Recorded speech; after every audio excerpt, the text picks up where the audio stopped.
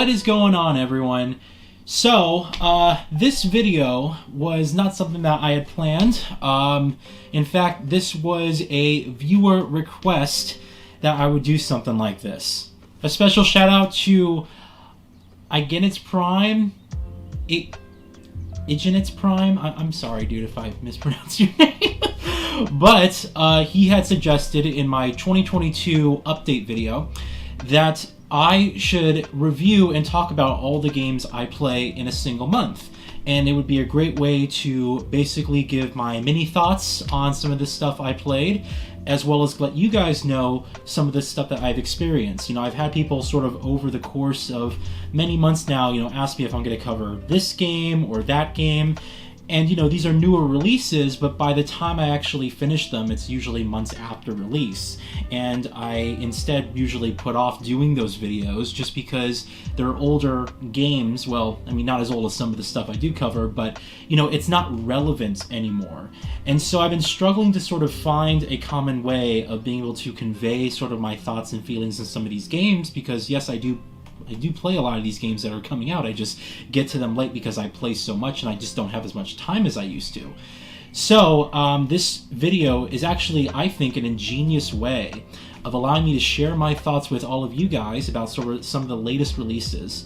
Even though it may be like months later, it doesn't have to be so formal. So I'm going to try and do this every month. However, this is going to be the pilot for this new type of video series. So if you guys like this video, let me know what you think in the comments, or just, you know, leave a like on the video itself.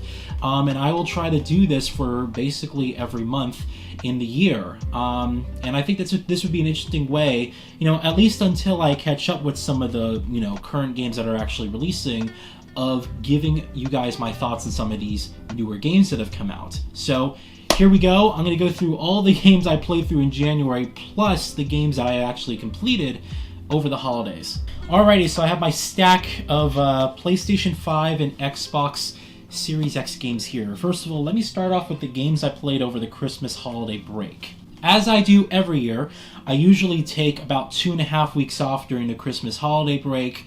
This is a time for me to sort of, you know, reset, re-energize, as well as get through a lot of these bigger releases that have come out.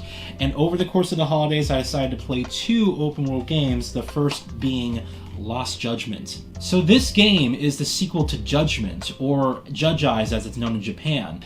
And this is made by the guys behind the Yakuza franchise. However, it's a bit of a spin-off. So you're playing as this ex-lawyer, now private investigator, going through Japan's criminal underworld.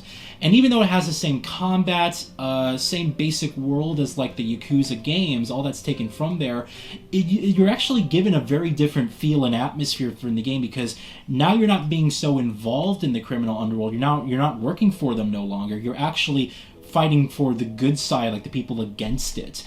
And it's just really interesting game. In fact, the first game was my favorite Ryuga Gotoku story that they've ever made. I absolutely loved it. So if you haven't played the first Judgment, I would highly recommend you go out and get it, and you can get a remastered version for the new consoles as well.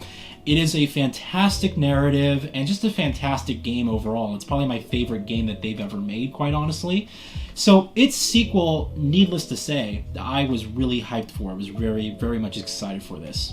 I do feel that this is a good game. However, it is held back by the fact that, in my opinion, they don't really do much to change the core concept of like the game. It feels like it's retreading familiar ground. Now, Judgment was the same way. However, its story was just so particularly strong that it just pulled you in and gripped you. And it was also interesting because they introduced other gameplay mechanics that weren't in the Yakuza's, you know, mainline series. So you had things like tailing and interrogation missions, and, you know, just the whole camaraderie between the characters was completely different to what you normally have with the Yakuza franchise. Lost Judgment, the sequel here, has all of those same elements, but doesn't use it anywhere near as frequently. In fact, most of the gameplay is sort of your standard beat-em-up Yakuza flair, and I found that unless you went out of your way to do the abundance of side content, and this is a game that could last you up to like 100 hours or even more, if you decided to do every possible thing in the game, But as far as the mainline narrative goes and that sort of path, you just don't see the very variable gameplay that you saw with the first Judgment game, and therefore it kind of feels a bit lackluster in that respect. I do, however, have a lot of respect for this game's narrative, despite it being a little bit on the weaker side, because it does deal with actual real-life issues. This game has a narrative that tackles online bullying and cyberbullying and suicide and all that stuff, and it does it from the perspective of like high schoolers and things like that. And this game doesn't really shy away from showing you some of those brutal themes. And I really did appreciate the narrative for having that aspect, even though the first game, albeit stronger, had a little bit more of a fantastical narrative. It was about like sort of government corruption and you know, the medical industry and all that stuff. It's a very, very great story.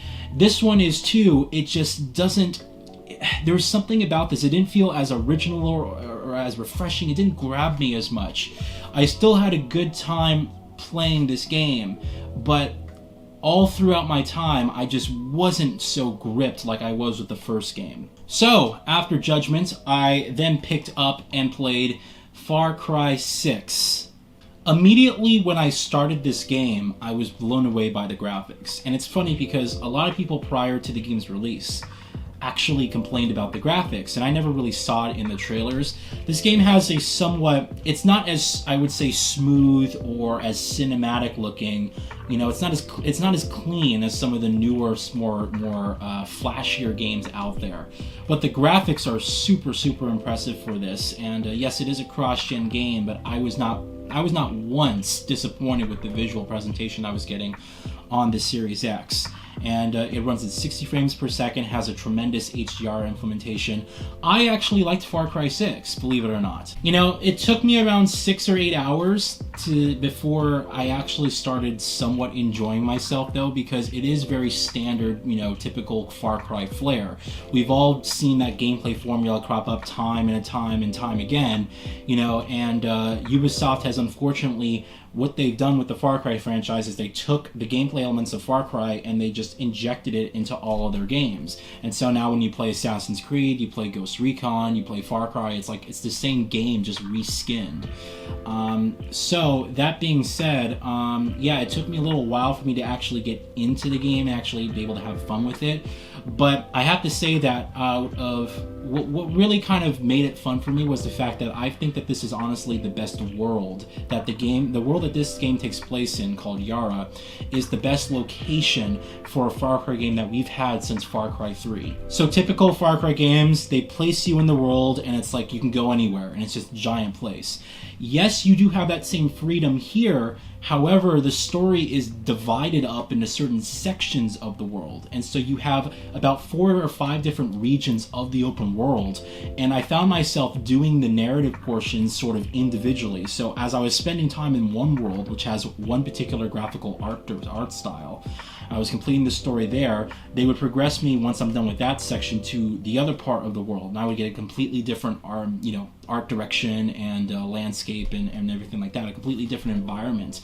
And I really appreciated how it was not just like, all right, here's just the entire world, go wherever you want, and it's just overwhelming. I never really felt overwhelmed when playing this game because of the way that they've actually delivered that world to you. You know, what I liked about the Far Cry series was that it was a different game every single time. You weren't guaranteed anything with the game. You knew it was going to be a first-person shooter at the very least, but you didn't know what the world or the story was going to be like.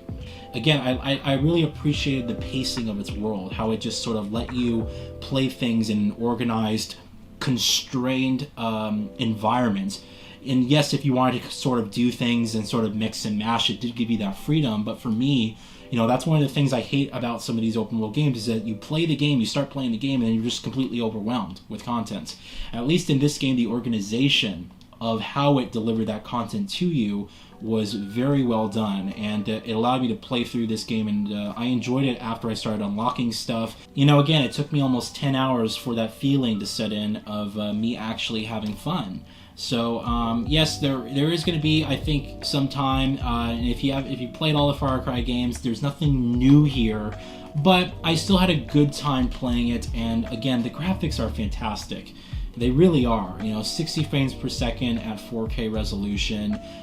Gorgeous environments, and the HDR presentation was just like mind-blowing. It was just really well done. I really appreciated the environment in this game, and I enjoyed spending time in its world. So that's my feelings on Far Cry 6. Alright, so afterwards I decided to pick up Back 4 Blood. Normally I don't really play these co-op games. However, I decided to pick up this one because I had a lot of fun with the beta. I was very surprised at how much fun I was having with the beta. And I basically played this game solo. This is one of those games where you play it. For me, it was like, it's a forgettable experience. There's not really a story or characters that you really care about. You're going through the different environments. I did wish that they did a better job at delivering more varied environments. Unfortunately, many times throughout this game, you're actually backtracking and going through the same areas, just doing things in different objectives within that area. So it just kind of felt at times very repetitive. Yes, it was overwhelming, and towards the end I was able to actually co-op with someone to actually get through the end relatively easily, and I enjoyed that. But I don't like co-op games, but as a single player experience, it was okay. I wouldn't really recommend someone go out there and play it unless you're like a huge Left 4 Dead fan and you wanted a game that kind of emulated that game and that style for it's been a long time since that. So at least with this, it's somewhat of that style, made by the developers who did work on that original Left 4 Dead game series, but it does miss the mark in a few ways. It looks good though, 60 frames per second at a 4K resolution, good HDR. I think the graphics are, pretty good for what they are. But for me, it was more just about, I guess, playing for the trophies than really having anything that was somewhat worthwhile. So anyway. Alright, I also played Jet the Far Shore. This is an indie game by the developers who, I want to say they made that game Abzu back on the PlayStation 4. I think that's the right team. So this is sort of an indie exploration game. You are basically... It's a very interesting world because it kind of channels like old Indian heritage, but it's like futuristic where people have technology and stuff like that. And so it's about this small group of people who basically venture off to a new planet to start a new civilization of humanity. And so you start landing on this planet and you basically have this vehicle, they call it the Jet. It's this hovercraft that allows you to basically fly through the environment, and you're supposed to collect resources, and there's this whole story and stuff that goes on. Definitely more story focused and definitely ambitious, I will give it that. I love this soundtrack, by the way. This is one of my favorite soundtracks for the year. I bought the soundtrack immediately after I completed the game. However, the story is definitely more on the artistic side. What I mean by that is at times it's very hard to understand, and it also has an ending that is really sort of a non-ending. It's sort of like, all right, you did what you were supposed to do, and it sort of ends in a, I guess, somewhat kind of logical way. It's just not very... It's very anticlimactic in a way. That's sort of the ending. This is a game that it goes on sale every now and again. I'd probably recommend it if you enjoyed games like Abzu of that style that are more sort of just calm, taking your time and whatnot, and sort of exploring the environment. You have to like that in order, I think, to like this game. I did feel... By the way, I need to talk about the performance of this game. This game has major frame rate issues on PS5. I don't understand why. The game doesn't look anything incredible. It's got some very nice water effects. It's got some very cool draw distances, but there's no reason why the frame rate needs to be as bad as it is, especially when I played games like Demon's Souls, Returnal, Ratchet & Clank, all these other graphically incredible games that their frame rates like barely pivot, it's like almost consistent nonstop. But in Jet, the frame rate just tanked at times, and it was very odd. I'm not sure what was going on there. I never had an issue playing any games on my PS5, and so it just kind of baffles me as to why the frame rate was so bad. I felt like they needed a lot of work on the optimization there, because it was not well optimized at all. And I was very disappointed with the performance of this game. It did actually hinder my enjoyment of the game somewhat. Because sometimes it'll run at 60, and then all of a sudden you'll see it dip to like the mid 30s, and it's so abundantly apparent, and it's distracting as well. So, I feel like this was okay. Again, I don't think it's anything that someone needs to rush out and play. Quite honestly, I enjoyed Abzu more than I enjoyed this game. I believe it's made by the same developers. This game kind of is on the longer side as well, surprisingly. It took me a little bit over 8 hours to finish, where some of those other games were only about 6 hours or less. So I feel if this game was a bit shorter, it would have been a little bit more enjoyable, because it does get very tedious towards the end. But amazing soundtrack. I really gotta give it that. It's an amazing soundtrack. I would recommend actually buying the soundtrack for this game. They did a very good job on that. And it is ambitious. Yes, it is ambitious. Yeah, it just felt a bit lacking in some respects. Alright, the following weekend I then started House of Ashes. This is the third installment in the Dark Pictures anthology. I played all of them. This game was a pleasant surprise. First of all, it's an actual real threat this time around, which might be a bit spoilerish, but honestly, I know people were very tired of having these games where it's like psychological and it's not really there. This is an actual real threat. It's tangible, and it teeters. This, honestly, all I'll say is that this is a sci-fi game, and I was very surprised by that, because you don't get that sort of sense when you see the gameplay, but this teeters on science fiction, and I feel that this is probably the best game in the Dark Pictures anthology series. I actually had all of my characters survive towards the end, which I was very happy about. This is the first game in the franchise that I did that on the first run. And yeah, I felt the story was actually pretty good. The acting here or there could have been a bit better. There was some glitches in this game as well, and just some weird moments. But I'm happy this series does exist. By the way, the graphics were fantastic on the Xbox Series X. 4K, it looked like 60 frames per second. It looked fantastic, and yeah, I just had a really good time playing this game, and I felt that they improved on the controls. I felt that the story was also much better told, and yeah. Alright, and to end this video, I am currently getting through, in fact, I'll probably beat it this weekend. I'm probably going to upload this video on Saturday or Sunday, so I may have actually beaten the game by then, but Guardians of the Galaxy. Alright, I'm playing through this currently right now and having one hell of a fucking time. I love this game. Definitely one of the best games I played all year, or I guess for the 2021 releases. And the graphics are phenomenal. I'm glad I waited on playing this game, because they updated this game with a ray tracing mode on both the PS5 and the Series X. And this game looks like it was made for ray tracing. It uses ray traced reflections, and there are parts of the world. There's this city called Nowhere that you go to, and you just get these beautiful puddles with actual accurate reflections. All of the glass has accurate reflections. Different, small little metal objects that are just kind of background geometry actually have real reflections to them and stuff. This game is very impressive. Not only that, but it's so well written, and this is made by Eidos Montreal, who is one of my favorite developers. They're behind the Deus Ex franchise, and it's made by the team who did give us Deus Ex, Mankind Divided, and Human Revolution. So there are two teams in Eidos Montreal. One of them worked on Deus Ex and this game. The other brought us Thief and Shadow of the Tomb Raider. So thankfully this is made by the Deus Ex team, because you can definitely tell just the quality of the writing. I think, what's her name, Mary DeMarle or whoever the writer is, I forgot her exact name, but she's the writer over at Eidos Montreal, and you can tell that she's having a great time. You can tell she understands the characters, and she's a fan of the franchise and the worlds and stuff like that.